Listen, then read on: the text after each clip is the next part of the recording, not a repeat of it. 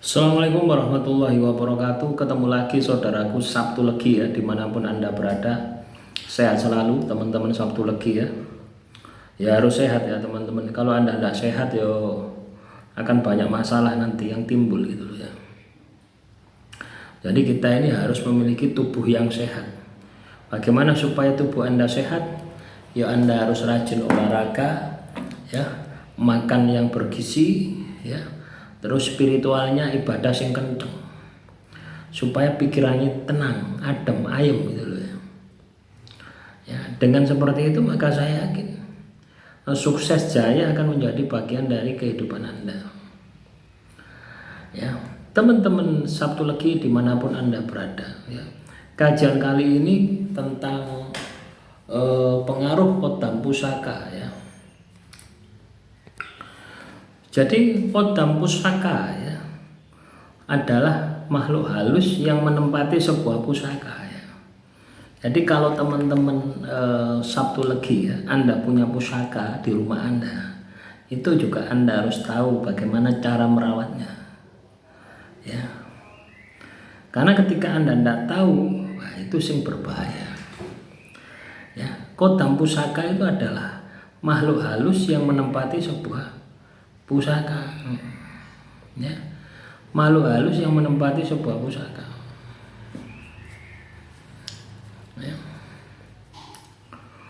Lah pusaka itu bisa punya tuah, bisa punya yoni ya, bisa punya tuah, bisa punya yoni ya, karena itu tadi adanya makhluk halus. Nah keberadaan makhluk halus ini ya, ketika pusakanya Anda miliki tentunya akan berpengaruh ya terhadap kehidupan Anda ya. Bisa pengaruh negatif, juga bisa pengaruh positif, tergantung. Ketika Anda bisa menggunakan, maka akan memiliki dampak positif. Ketika Anda tidak bisa menggunakan, akan memiliki dampak negatif.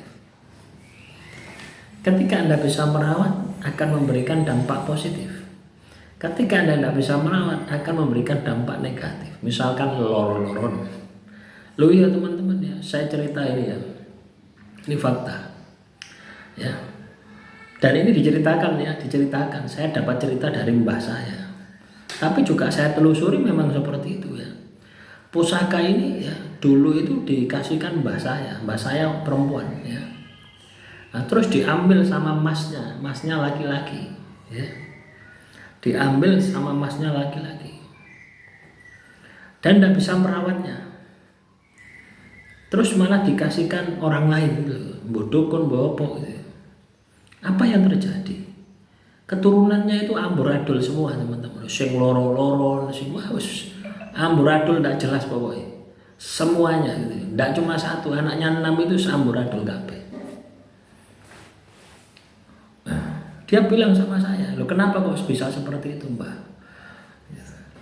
Lah itu pusaka itu dari kecil itu kalau saya tidur itu tak kloni gitu loh ya. Ibaratnya tidur itu kalau mbak saya itu perempuan itu ndak ada pusaka itu ndak bisa tidur.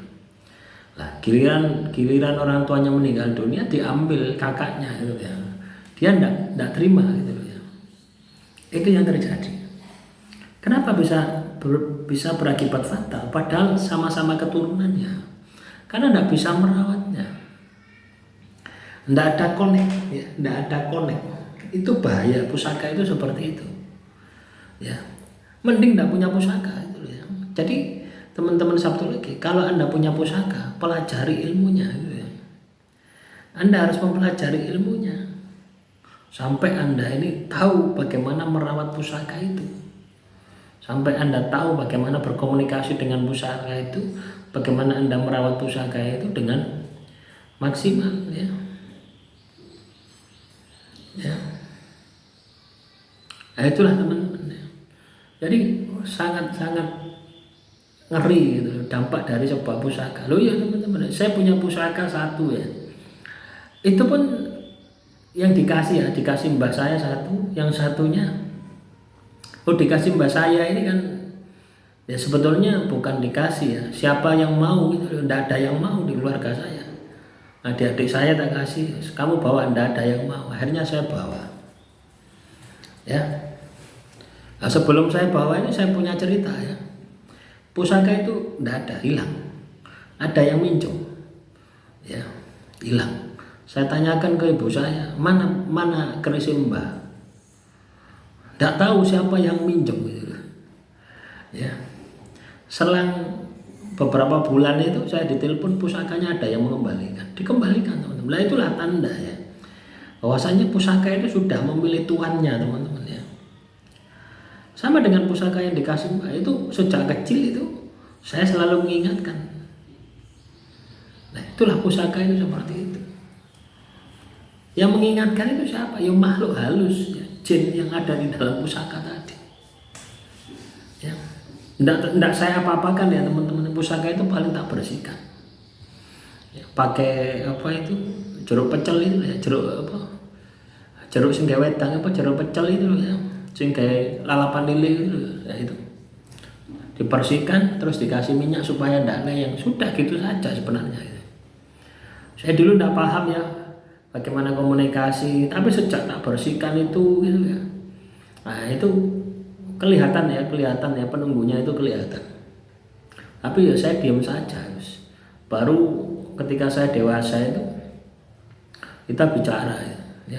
Saya bisa komunikasi dengan pusaka tersebut. Wah, akhirnya saya tahu oh ini ternyata kota pusaka. Sama aja dengan tumbak itu ya, yang dikasih kalau teman saya itu.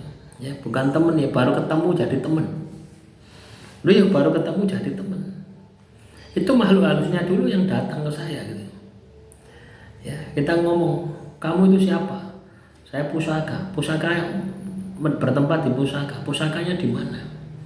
"Ada di teman Anda, di depan Anda itu." Saya baru kenal hari itu loh. Langsung diambil. Saya tanya, "Kamu punya pusaka yang dititipkan sama kamu?" Saya bilang seperti itu. Ya. Sama gurumu. Gurunya sudah meninggal dunia. Langsung dia pulang ya. "Sik Mas, bentar ya, tak ambilkan." Langsung dikasihkan ke saya.